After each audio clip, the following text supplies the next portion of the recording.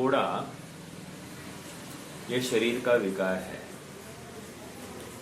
विचार कीजिए, अगर अपने हाथ पर एक फोड़ा आ जाए तो हम क्या करेंगे? हम उसको संजोगे रखेंगे, बनाए रखेंगे, या उसके अभाव का विचार करेंगे?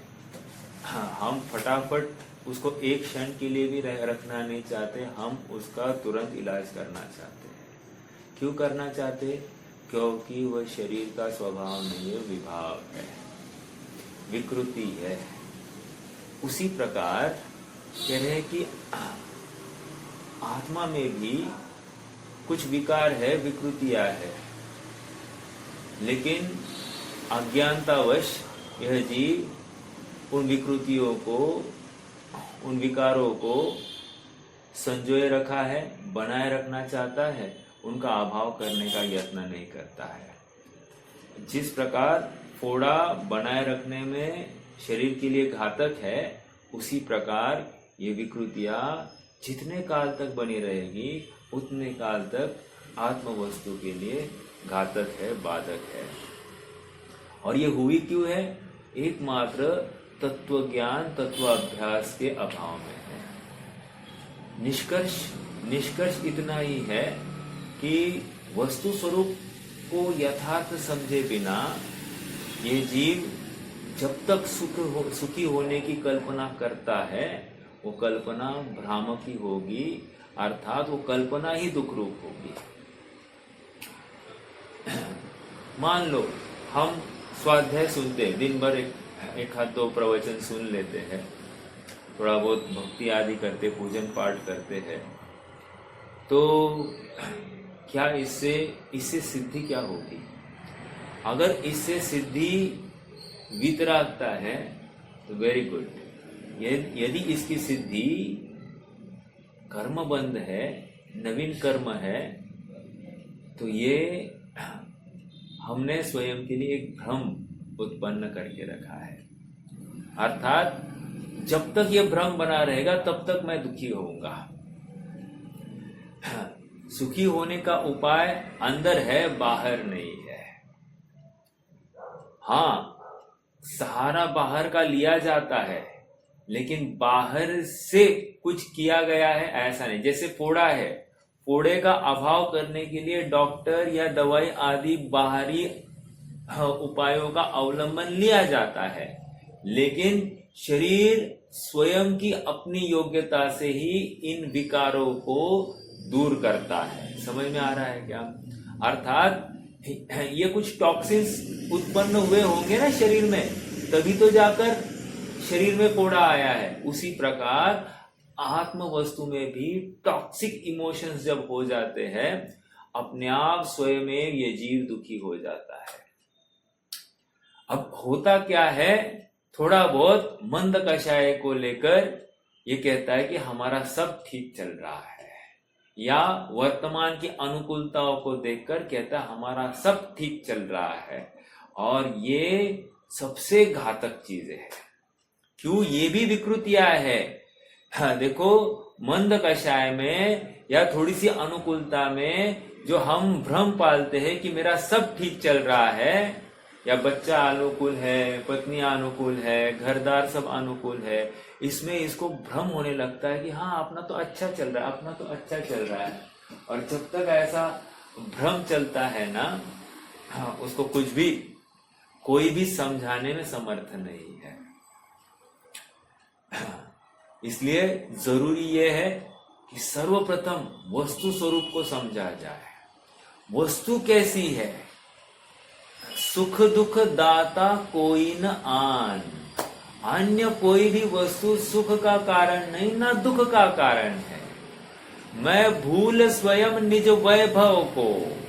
अब मैं अपनी वैभव को, अपनी चैतन्य सत्ता को, अपने स्वरूप संपदा को मैं स्वयं भूल गया हूं, और मेरे दुखी होने का आरोप मैं दूसरे के ऊपर लगा रहा हूं। प्रकरण ज्ञेय तत्व प्रज्ञापन अधिकार, उसमें भी विशेष ज्ञेय तत्व प्रज्ञापन अधिकार, अंतराधिकार के अंतर्गत अपन उसके अंतिम पड़ाव में है। यहाँ पर काल द्रव्य की अपेक्षा चर्चा चल रही है। काल द्रव्य भी एक ज्ञेय है।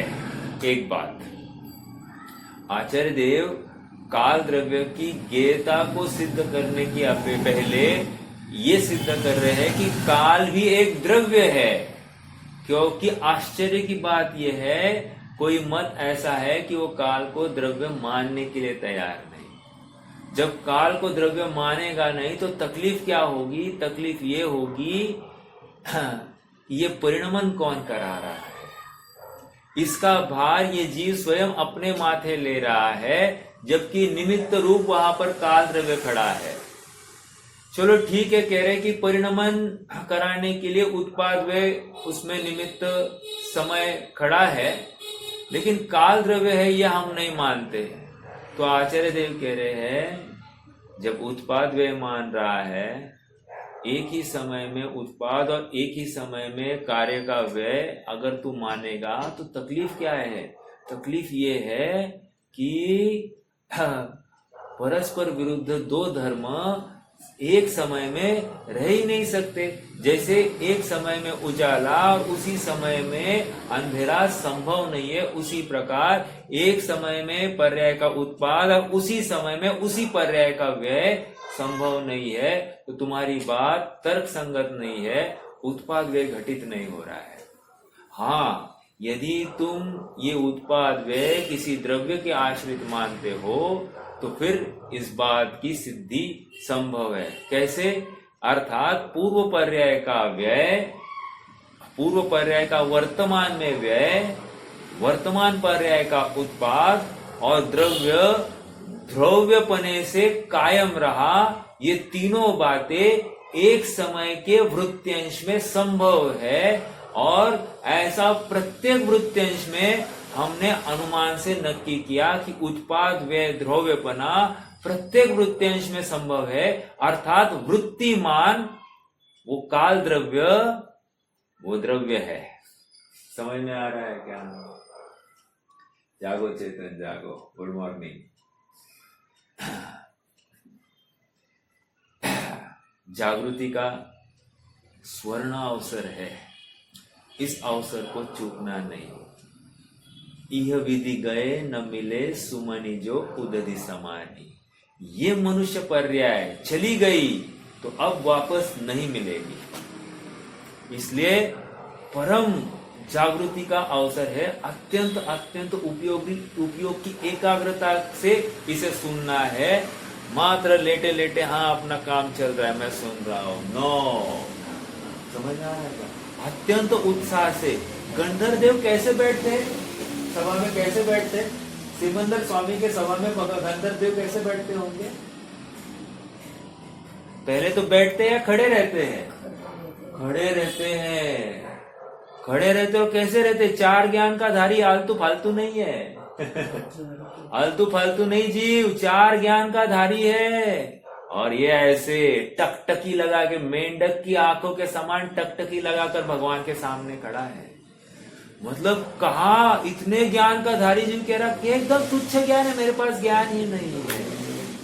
और हम इतने से ज्ञान पर हाँ ये तो क्या साधारण बात है, ये तो मुझे पता है, ऐसा कहकर गंधर्व देव को कौन सी बात पता नहीं होगी? 6 द्रव्य पता नहीं होंगे, 7 तत्व पता नहीं होंगे, सब पता है और फिर भी वो ऐसे खड़ा है। और हमको हाँ काल द्रव्य है ना, इसमें क्या बड़ी बात है? हमको इसमें आश्चर्य नहीं लगता है। देखो आचार्य देव की ये ट्रिक है, ट्रिक। आचार्य देव हमको ज्ञेय दिखाकर ज्ञायक स्वभाव झलकाना चाहते हैं। मतलब अरे काल भी एक ज्ञेय है और ये ज्ञेय जिस ज्ञान में झलक रहा है वो ज्ञान किसी ज्ञायक के आश्रित है। अर्थात वो ज्ञान नहीं ज्ञायक है। समझ में आ रहा है? हम कह रहे हैं कि आत्मा दिखाई नहीं दे रहा है। अरे जो ऐसा प्रश्न कर रहा है ना वही आत्मा है। जहां पर यह प्रश्न उत्पन्न हुआ ना वहीं पे आत्मा है। अब इतनी सी ट्रिक जिसको मिल गई ना वो बाहर जाएगा नहीं, उसको अपनी पूर्णता वहीं पर दिखाई देने लगती है। किसी पर पदार्थ का कर्ता बनना इसको रुचेगा ही नहीं। उसको माथे के ऊपर भार होगा। देखो और एक बात, कौन से द्रव्य का किस काल में कैसा परिणमन होना है, उसके लिए निमित्तभूत काल द्रव्य वहां पर खड़ा है। इसलिए काल द्रव्य रूपी निमित्त को खड़ा करना नहीं, मैं समय जल्दी लाऊं या समय बाद में लाऊं, वो काल द्रव्य उस कार्य के होने में बराबर वहां पर निमित्त के रूप में खड़ा है। जीव के माथे पर उतना भी भार नहीं है, और जो भार उतार कर वस्तु स्वरूप को समझता है ना, वही निर्भार निश्चंक अपने आत्म वस्तु में प्रवृत्ति करता है, आनंद का वेदन करता है। नहीं तो अभी भी इतना तत्व ज्ञान प्राप्त करने के बाद भी वो निराकुल नहीं है, आकुल चित्त है। और आकुलता का कारण क्या? शरीर को ठीक रखो, बच्चों को ठीक करूं, पत्नी को ठीक करूं, घरदार ठीक करूं, मैं इसको ठीक करूं, इसने मुझे फंसाया, इसने ये किया, सबको सबक सिखाने की इसकी चेष्टा चलती है। और मान लो सबक नहीं सिखाना है इसको, तो क्या है, मुझे इसने तकलीफ दी तो इसका बुरा होना नक्की है। ऐसा जो भ्रम पाल रहा है, अर्थात कहीं ना कहीं ये किसी का अच्छा या बुरा करने की कल्पना कर रहा है, अर्थात पर द्रव्य के परिणमन कराने का यत्न इसका चल रहा है, यही भ्रम है। पर द्रव्य अपने को सुखी या दुखी करता ही नहीं है। आज एक बहुत अच्छी बात सुनी, मैं आप सबके साथ में साझा करता हूं। बात ये चल रही थी कि जीव दुखी क्यों, तो कह दिया कि तत्वज्ञान के अभाव में जीव दुखी है। तो उदाहरण खड़ा हुआ, एग्जाम्पल लीजिए, मुझे किसी ने गाली दी, तो गाली दी तो मुझे गुस्सा आया। ऊपरी रूप से तो एकदम सही दिख रहा है कि ये गाली और ये गुस्सा, लेकिन वास्तविकता से विचार करो तो गाली क्या है?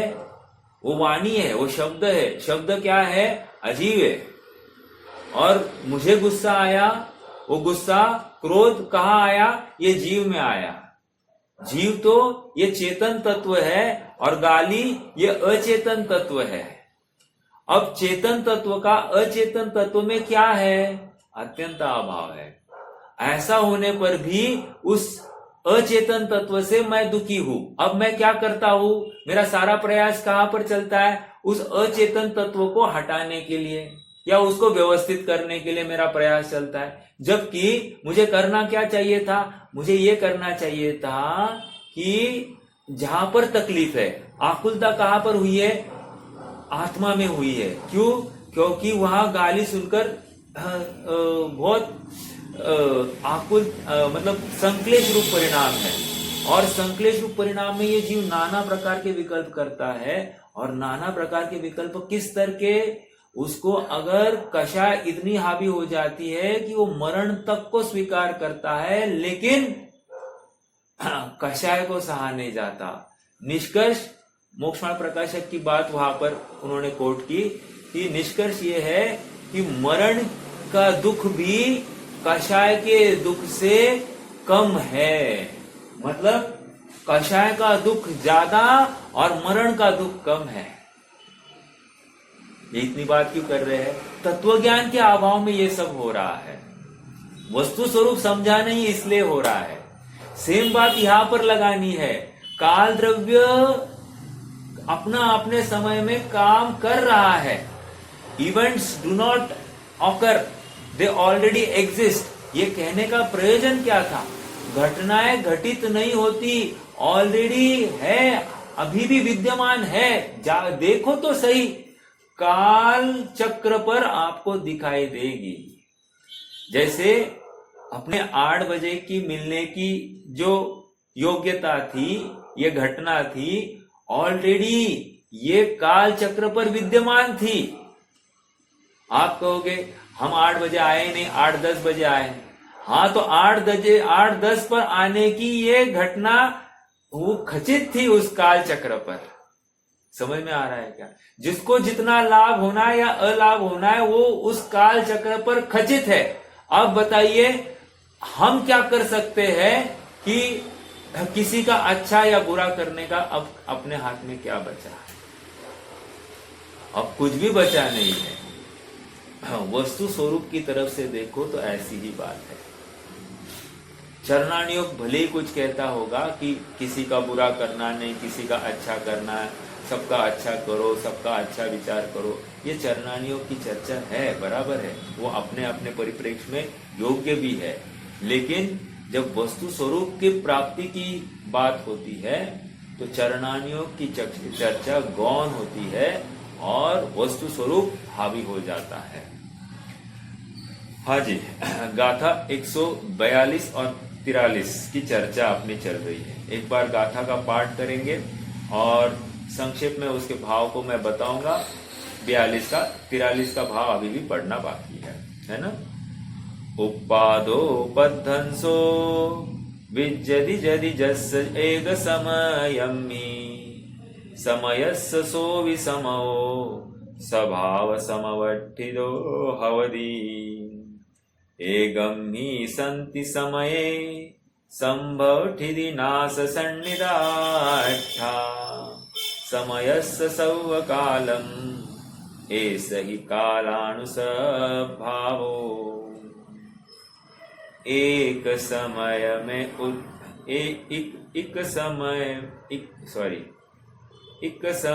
में उत्पाद व्यय यदि काल द्रव्य में प्राप्त है तो काल द्रव्य स्वभाव स्थित ध्रुव भावमय ही क्यों न हो।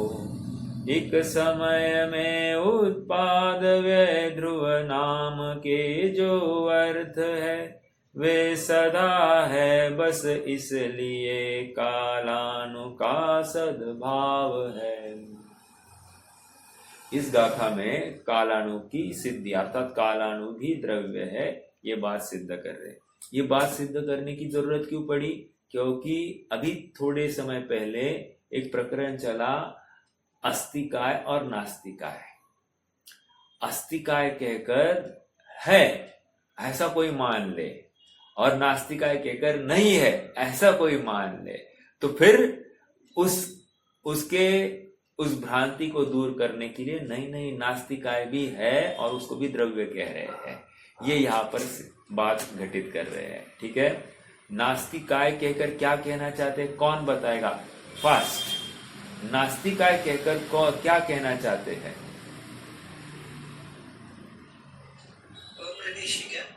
हाँ, नास्तिकाय कहकर अप्रदेशी। नास्ति मतलब नहीं, ऐसा नहीं कहना है।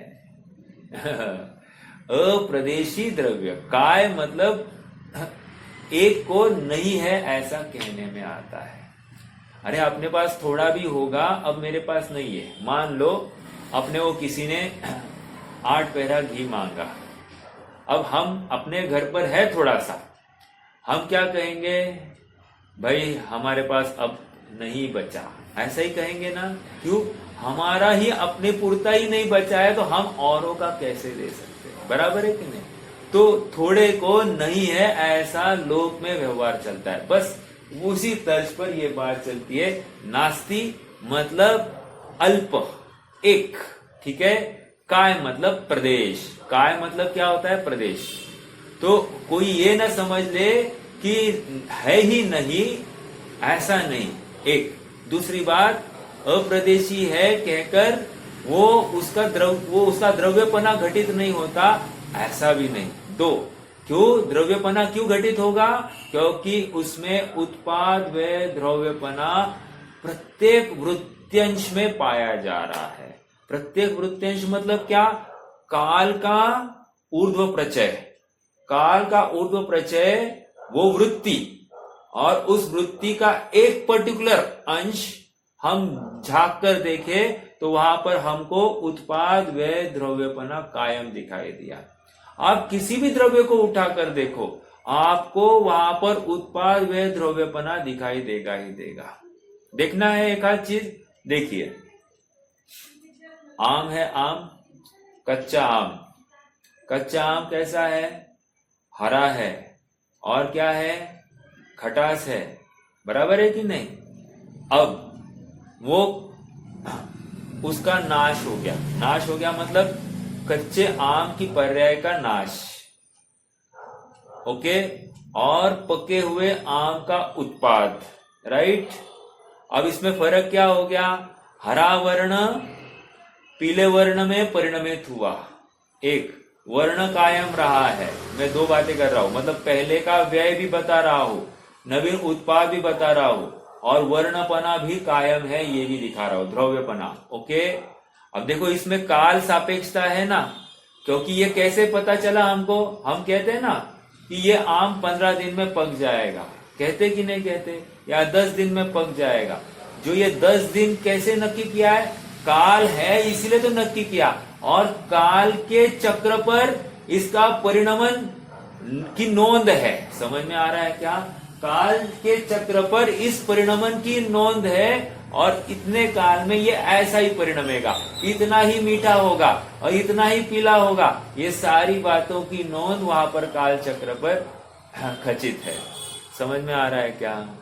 हाँ, तो काल द्रव्य ने इतनी सब व्यवस्था अपने माथे ली है, और मैं क्या करता हूं, मैं ही उसके परिणमन का कर्ता बन जाता हूं। कैसे, जैसे मैं कच्चे आम को लेके आया, कच्चे आम को लेकर आता हूं तो मैं उसको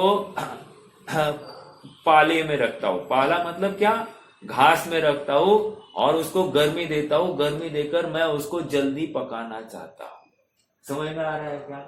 ये प्रयास यद्यपि सर्वत्र होता हुआ दिखाई देता है, ज्ञानी भी करता है अज्ञानी भी करता है, लेकिन ज्ञानी ये जानता है कि परिणमन उसका अपने स्वभाव से होगा और नियत काल में होगा, और अज्ञानी चाहता है कि मैंने इसको जल्दी पकाया, मैंने इसको भट्टी अच्छे से दी, इसलिए यह जल्दी पक गया है।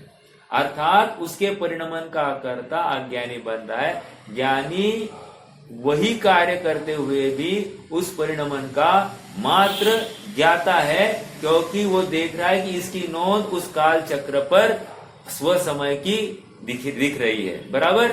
कहने की बात इतनी है, ज्ञानी निर्भर है और अज्ञानी भार से युक्त है।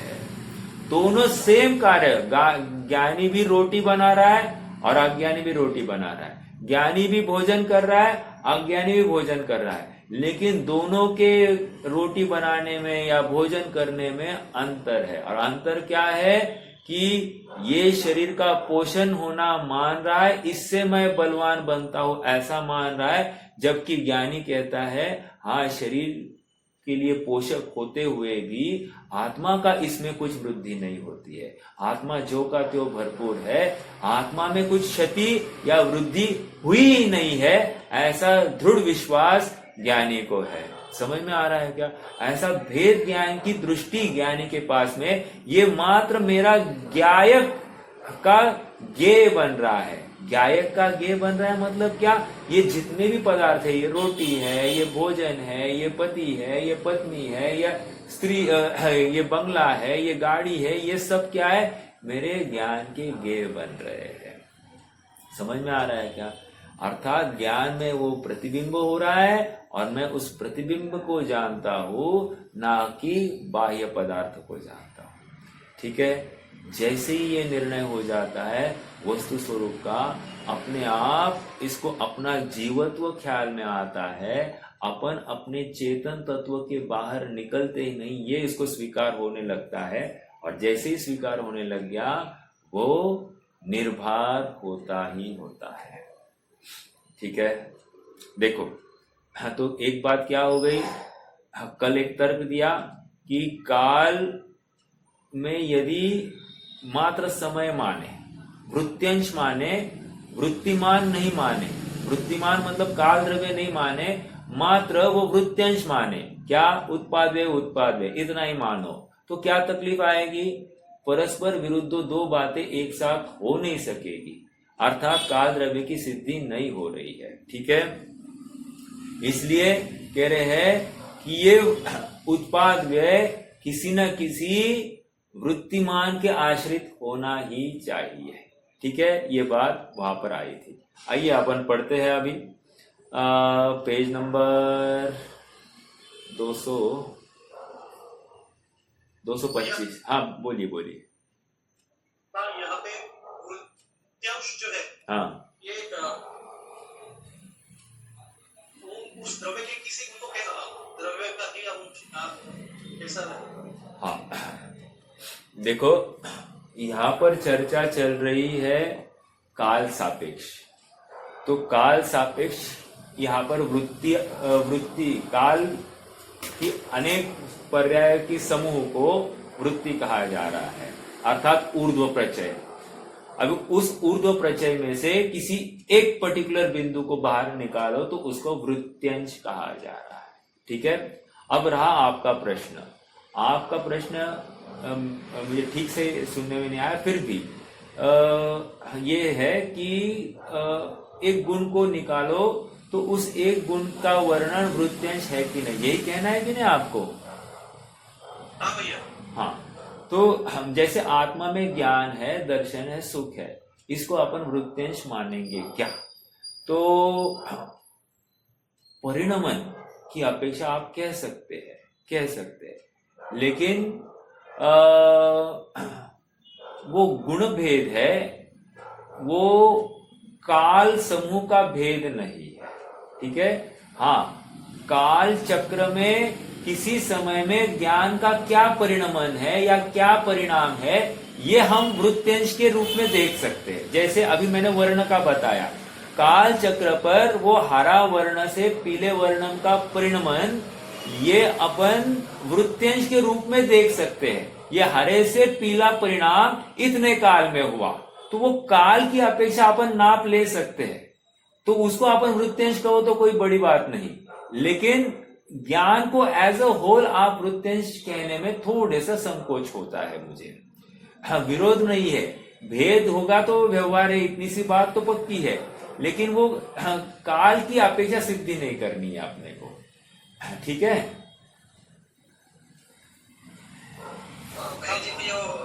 कंफ्यूजिंग हो रहा। हाँ, काल द्रव्य त्रिकोपना कैसे रहता है? किसी जीव का अपने को समझ में आता है भूतगल का। हाँ, उसका द्रव्यपना कैसे रहता है काल द्रव्य का? हाँ चलो, कल क्या वार था?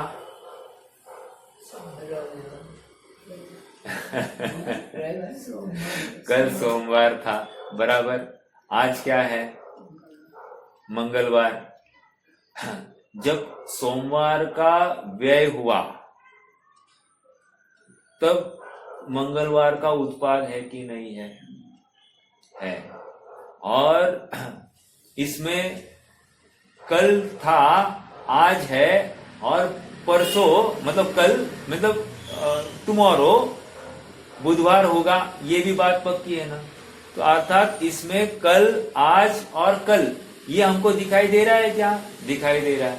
अर्थात यहाँ कंटिन्यूटी दिखाई दे रही है, एक बात। दूसरी बात, दो समय, दो पर्याय एक के ऊपर एक मैच नहीं हो रही है, मतलब एक मेक नहीं हुई है। एट अ टाइम दो पर्याय नहीं पाई जा रही है, एट अ टाइम एक ही पर्याय पाई जा रही है। जिस दिन सोमवार है उस दिन मंगलवार नहीं है, जिस दिन मंगलवार है उस दिन सोमवार नहीं है। तो इस न्याय से काल में ऐसा एक समय में एक ही परिणाम, वहां एक ही दिवस ऐसा नक्की रूप से दिखाई दे रहा है। अब रही बात द्रव्य की, कह रहे द्रव्य क्यों नहीं दिखाई दे रहा है? ये समय समय समय वो परिणाम दिखाई नहीं दे रहा है क्या? बिल्कुल दिखाई दे रहा है। अरे कल था, ये जिसको स्वीकार हुआ, आज है, ये जिसको स्वीकार हो रहा है, और कल भी रहेगा, ये जिसको स्वीकार हो रहा है, उसको ध्रुवपना क्यों नहीं दिखाई दे रहा है? दिखाई देना ही चाहिए। अनुमान का ये विषय है, अपने को अनुमान से ये नक्की करना चाहिए। ठीक है। और इसीलिए देखो, आपका प्रश्न बहुत लॉजिकल इसलिए मैं कहूंगा क्योंकि आज चार्वाक मत अपने इर्द गिर्द में सब जगह पर है। चार्वाक मत क्या कह रहा है? जो कुछ है सब यही है, यही पे स्वर्ग, यही पे नर्क, इसलिए जो मिला है पूरा फुल ऑन भोग लो, आगे किसने देखा? समझ में आ रहा है क्या? अर्थात वो काल की सिद्धि नहीं कर रहा है, काल को स्वीकार नहीं कर रहा है, भविष्य को स्वीकार नहीं कर रहा है। यही तो तकलीफ है। भूतकाल को भी स्वीकार कहाँ कर रहा है, वर्तमान को ही वो स्वीकार कर रहा है, और ये सबसे बड़ी तकलीफ है। इसलिए काल की द्रव्यपना जिसको स्वीकार नहीं हो रहा है, उसका डायरेक्टली वो विषय भोगों में ही प्रवृत्त हुए बिना नहीं रहेगा। समझ में आ रहा है क्या? हाँ, इतनी सी तो जिंदगी है, भोग के एकदम मजा करके ले लेना, बराबर है। शरीर के लिए ज्यादा विचार नहीं करना, ज्यादा धक्के नहीं खाना है। ये करता है कि नहीं करता है विचार?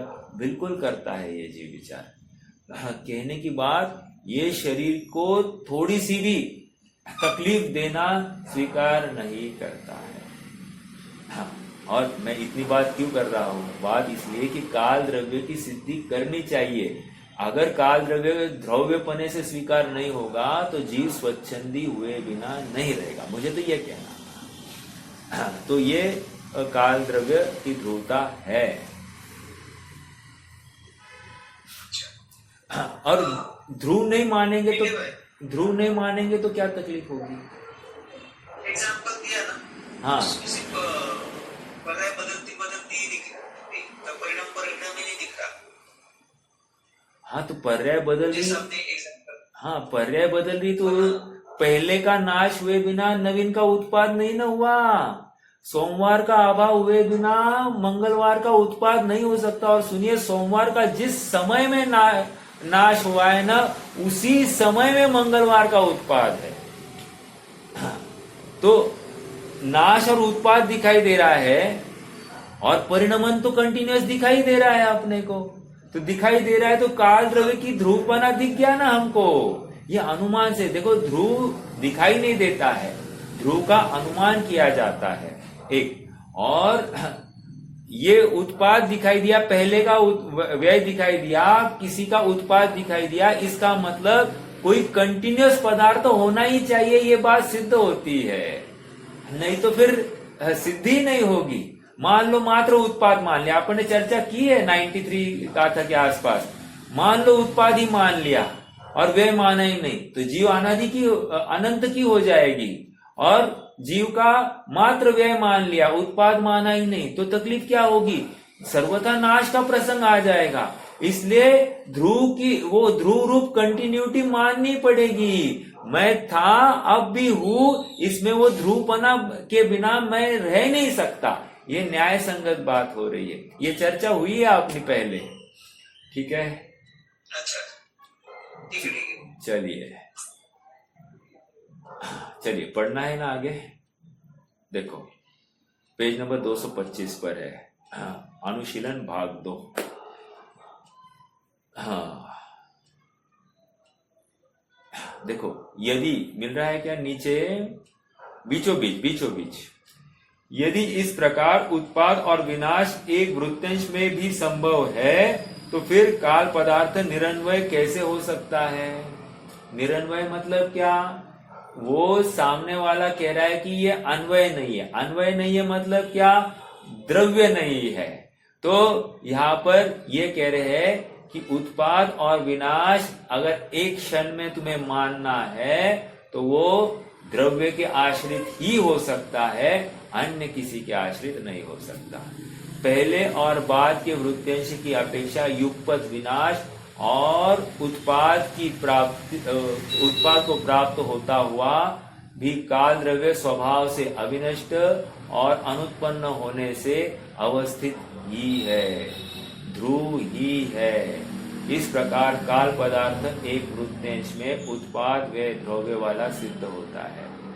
हाँ, यहाँ पर हमने हाँ, चलो पढ़ते हैं। जिस प्रकार काल पदार्थ के एक वृत्तांश के उत्पाद, ये समझ में आया ना? ये मैंने कल एक्सप्लेन किया था। काल पदार्थ वृत्तांश मतलब क्या? उत्पाद व द्रव्य होते हैं। उस प्रकार काल द्रव्य के सभी वृत्तांश में उत्पाद व द्रव्य पाए जाते हैं। यह बात युक्ति संगत है। देखो, बहुत सी बातें अपने को युक्ति के स्तर पर ही स्वीकार करनी पड़ेगी, अर्थात अनुमान। अपना अनुमान ज्ञान जितना दौड़ेगा ना, उतना अपन निर्णय की प्रक्रिया में आएंगे। यदि हम अनुमान से परे होकर मात्र सुनेंगे ना, तो फिर हम निर्णय की प्रक्रिया में नहीं आते हैं। जैसे अभी अभी मैंने बताया ना कि मैं दुखी हूं, तो दुखी हूं इसका कारण का की खोज हमको करनी है, कोई दूसरा हमारे लिए खोज नहीं करेगा। तो एकदम शांति से विचार करेंगे, एना विचार विवेक पूर्वक शांत भावे जो करे। विवेक पूर्वक, अगर विवेक मतलब मेरा यथार्थ साक्षी बुद्धि से अगर मैं विचार करता हूं, तो मेरे दुख का कारण क्या, तो मेरा मिथ्या ज्ञान अर्थात मेरी विपरीत मान्यता ही मेरा दुख का कारण है। अर्थात कहीं ना कहीं मैंने पर से सुखी होने की कल्पना स्थापित की है, और यही मेरे दुख का कारण है, और ये मुझको निरंतर दुख देने वाला है। कब तक? जब तक मैं ये स्वीकार करता नहीं हूं कि मेरी तकलीफ मेरे में है, ये स्वीकार नहीं करता। तो ये क्या है? युक्ति है, युक्ति। इस युक्ति को जब तक ये जीव स्वीकार नहीं करता है, तब तक वो दुखी ही रहेगा। उसी प्रकार यहां पर कह रहे हैं, अनुमान से या युक्ति से आप ये नक्की करो कि द्रव्यपना रहता है।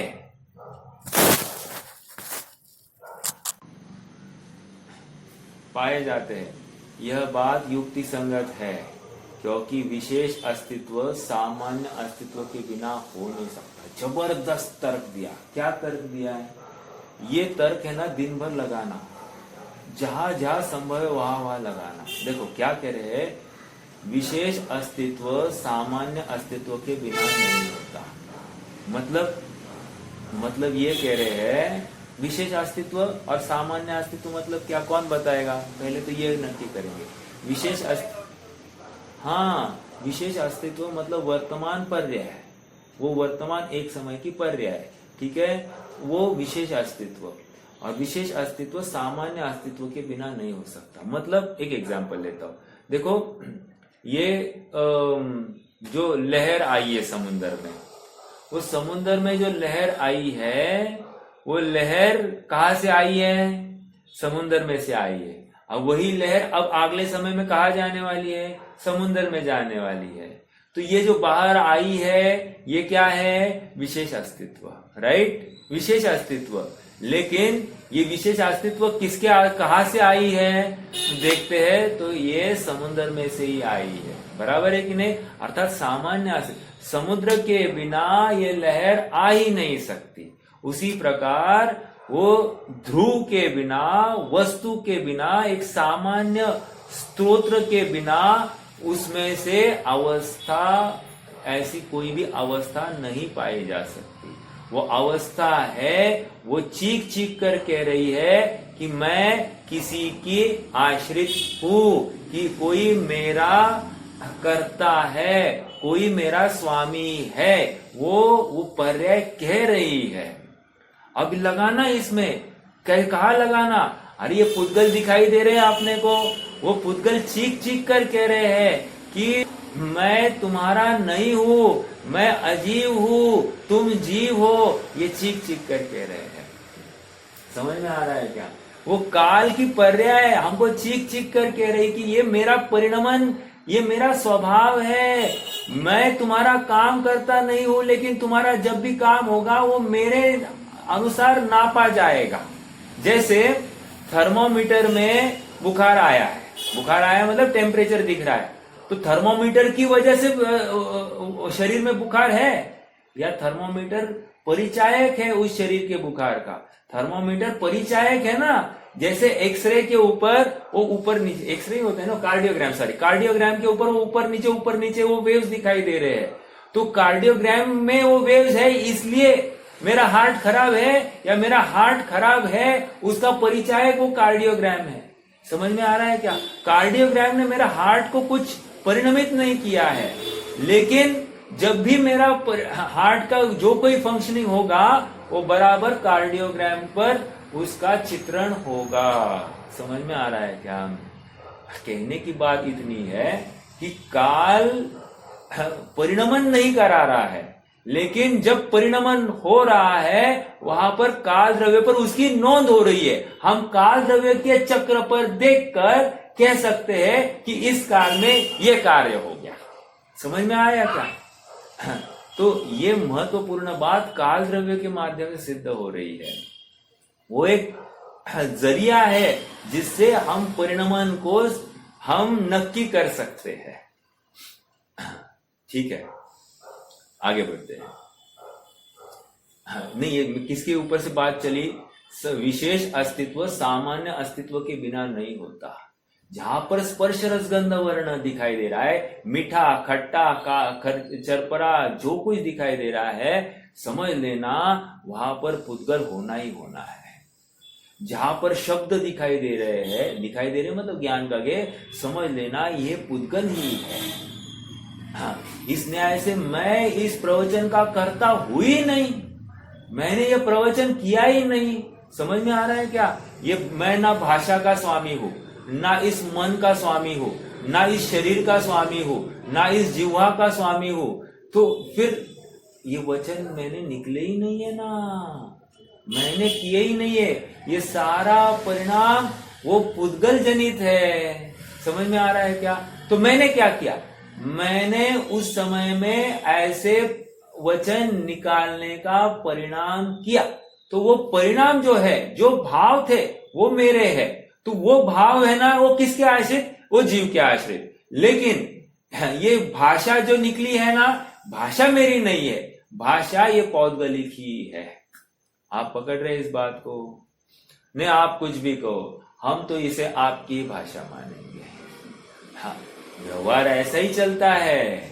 ये असद्भुत व्यवहार से ऐसा ही कथन चलेगा कि भगवान की वाणी निकली, श्रीपाल का प्रवचन चल रहा है, ये असद्भुत व्यवहार से यही कथन चलता है।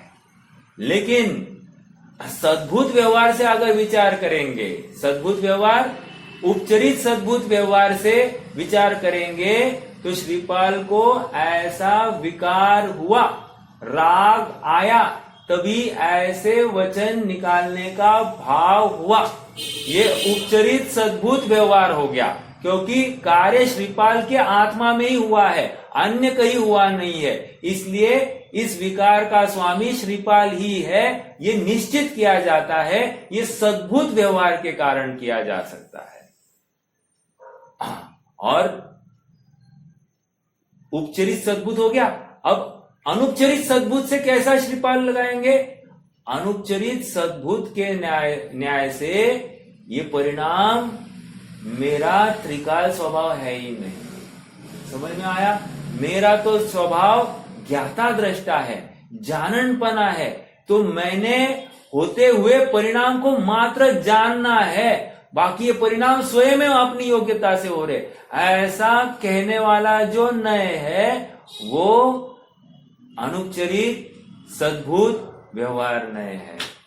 ये जिसको ये बातें समझ में आती है, इतना डिस्टिंग्विश करना आ जाता है ना, वो भेद विज्ञान के बहुत समीप आया है। वो फटाफट दिन भर ये विशेषता में सामान्यपना देखता है। विशेष दिखने, और एक बात, व्यक्त है विशेष और पकड़ना है सामान्य। सामान्य दिखाई नहीं दे रहा है, सामान्य का फिर भी सामान्य का निर्णय करना है, और दिखाई दे रहा है हमको विशेष। समझ में आ रहा है?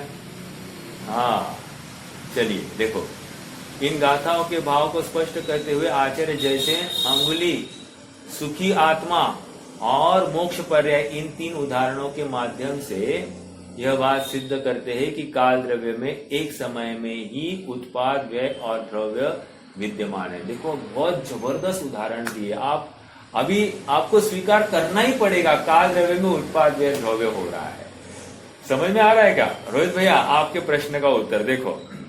जिस प्रकार पहला उदाहरण उंगली का, 3 उदाहरण दे रहे। अब इन 3 उदाहरणों के माध्यम से अपन हजारों उदाहरण बना सकते हैं। दिन भर अपन जो कर रहे हैं ना, उसमें उत्पाद, व्यय और द्रव्य ही घटित करो, आपको मिलेगा ही मिलेगा ये सब उत्तर। इसका द्रव्यपना घटित होगा ही होगा।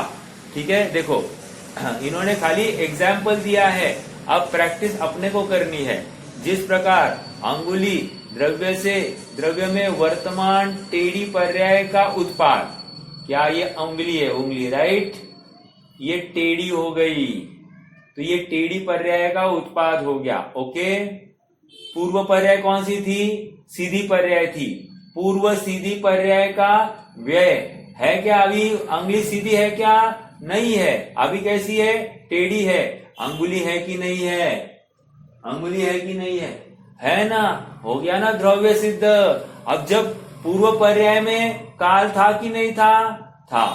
अभी वो परमाणु, वो प्रदेश जो है, वो पुद्गल इस क्षेत्र पर आए हैं, तो उस चेंज में समय लगा कि नहीं लगा? लगा। अर्थात वहां पर काल द्रव्य है कि नहीं है? अर्थात काल का भी उत्पाद, काल का भी व्यय है कि नहीं है? और कालपने से अर्थात परिणमन पने से कायम रहा, ये उसका द्रव्यपना। तो ये बात सिद्ध हो रही है क्या? सिद्ध करनी पड़ेगी। इसी प्रकार से एक बात हो गई, तो आधारभूत उंगली द्रव्य रूप द्रव्य है। उंगली का तो नाश हुआ ही नहीं है, उंगली की अवस्था का अभाव हुआ है। तो अवस्था के अभाव में उंगली का नाश कहां से लाए? समझ में आ रहा है क्या? कितना लॉजिकल है। वैसे ही पूर्व काल की पर्याय का व्यय हुआ, नवीन काल की पर्याय का उत्पाद हुआ। इसका मतलब काल द्रव्य का नाश कहाँ हुआ है? काल द्रव्य बना रहा है द्रव्य रूप से, वो परिणमन स्वभाव से युक्त वो बना रहा है। ठीक है। अब देखो दूसरा उदाहरण, अथवा अतीन्द्रिय सुख रूप से उत्पाद पूर्व की पर्याय में प्राप्त दुख का व्यय और दोनों के आधारभूत परमात्म द्रव्य रूप से द्रव्य। क्या कहा?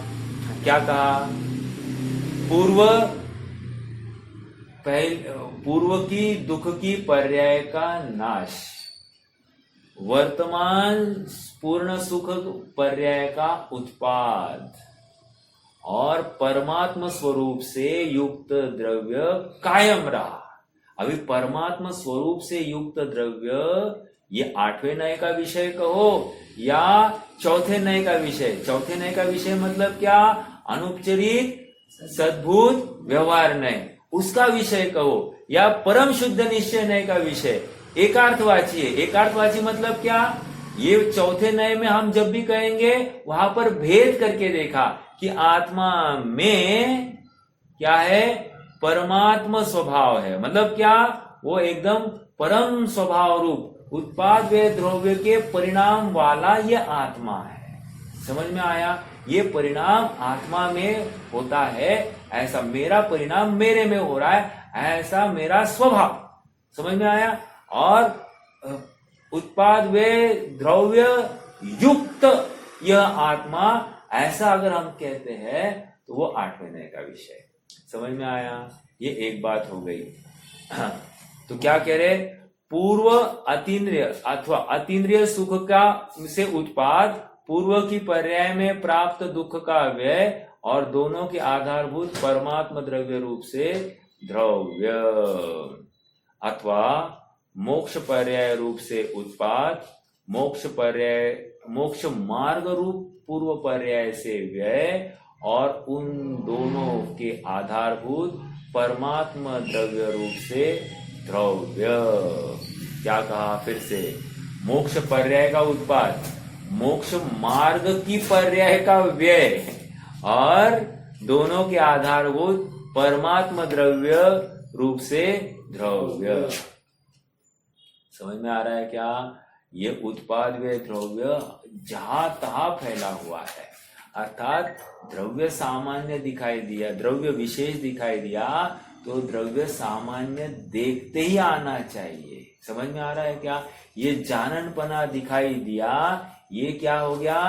द्रव्य विशेष है ना, विशेष अवस्था दिखाई दी। और इस जाननपने के पीछे जो जाननहारा है, अर्थात वो वृत्तिमान है, वो वृत्तिमान दिखाई देना चाहिए। जिसको वो देखने की कला अवगत हो गई, समझ लो बादशाह है, बादशाह। समझ में आ रहा है? अर्थात ये जीव सुखार्थी ही होना चाहिए। ऐरे गहरे को ये देखने की कला आती नहीं। तो ये देखने की कला, ये इसमें से जीवन जीने की कला अपने को मिल रही है। कि देखो ना, जैसे क्रोध का परिणाम है, मान लो मुझे किसी बात को लेकर गुस्सा हुआ, तो गुस्सा हुआ, वो गुस्सा उस बात को लेकर प्रत्येक समय में उतना ही है या कम ज्यादा है?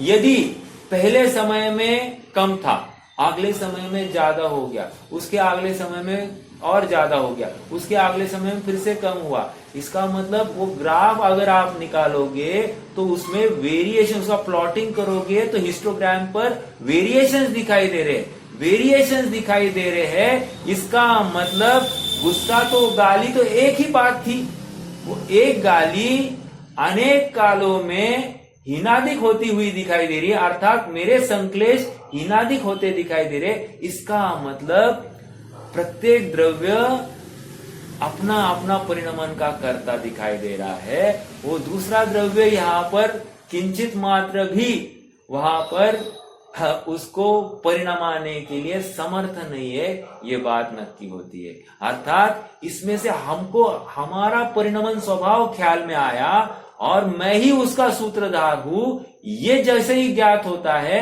अब कषाय करने का अवसर दिखाई नहीं देता है। समझ में आ रहा है क्या? एक बात, बहुत अच्छी बात थी, मैं आप सबके साथ में साझा करना चाहता हूं। मान लो अपना घर में झगड़ा चल रहा है, ठीक है? तो जब झगड़ा चल रहा है और कोई इतने में आ जाए अपने सामने, हाँ, तो हम अब हमारी झगड़े के समय में जो मुद्रा है, जो हमारे चेहरे का हाव भाव है, और कोई सामने आ जाए, उस समय का हमारे चेहरे का हाव भाव, दोनों में फर्क होगा कि नहीं होगा? तो पहले का झगड़े का हाव भाव का जो हाव भाव है, और अभी जो सामने व्यक्ति आकर खड़ा है, उस समय का चेहरे का हाव भाव, इसमें फर्क क्यों है? अर्थात कहीं ना कहीं वो परिणाम अंदर से प्रेरित हुए बिना हो नहीं सकता है। बराबर है कि नहीं?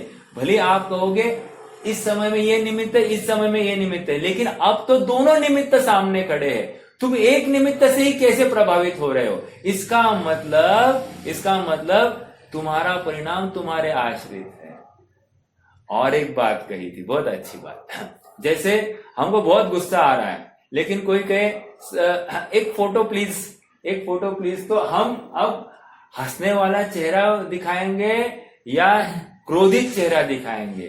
अरे उल्टा हम ऐसे हंसते हुए दिखाई देते कि अरे तो इसका मतलब गंभीर चेहरा नहीं, हंसता चेहरा ही, मतलब हम भी जानते हैं कि वो परिणाम मेरे आश्रित है, अन्य के आश्रित नहीं है। अर्थात वो फोटो लिया जा रहा है इसलिए नहीं हो रहा है, वो परिणाम मैं करता हूं, ये मैं जान रहा हूं, फिर भी ऐसा लोक व्यवहार चलता है, और इतना चलने लग गया वो लोक व्यवहार कि मैं इतना आदी हो गया कि मैं इसी व्यवहार से स्वयं का परिचय करने लग गया। अर्थात इसी से मैं सुखी, इसी से मैं दुखी, ऐसा व्यवहार से मैं इतना अभ्यस्त हो गया कि मैं उसी को ही अपना सुख दुख का कारण मानने लग गया। अर्थात पर द्रव्य के अनुसार उसके इशारे पर मैं नाचने लग गया। हमको यदि कोई कहे चलो यहां से उठो, यहां पे बैठो, यहां से उठो, यहां पे बैठो, मैं तुम्हारी कठपुतली हूं क्या? ऐसा हम कहते हैं कि नहीं कहते? और फिर हम कर्म के इशारे पर नाचते हैं, तो हम कठपुतली नहीं तो और क्या है? समझ में आया क्या? एक बहुत अच्छी घटना कल सुनी, मतलब एक छोटा गौतम बुद्ध का वीडियो था। तो वो वीडियो में ऐसा था कि एक आदमी आया, गौतम बुद्ध अपने संघ के साथ में विहार कर रहे थे, और वो आदमी आया और आदमी ने बहुत गाली देने लग गया। तो शिष्य गौतम बुद्ध के साथ में था, वो जानता था कि गौतम बुद्ध चाहे तो एक झटके में इसको शांत करा सकते हैं, लेकिन गौतम बुद्ध कुछ भी रिएक्ट नहीं कर रहे थे। तो फिर गौतम बुद्ध को शिष्य ने कहा, अरे व्हाट आर यू डूइंग, आप कुछ तो बोलो ना, इसको इतना ये चिल्लाते जा रहा, आप एक शब्द नहीं बोल रहे, व्हाट इज दिस, आप में कुछ सामर्थ्य नहीं ये दिख रहा है हमको। मतलब उसको लगेगा आप कुछ बिल्कुल, आप में कुछ सामर्थ्य नहीं है।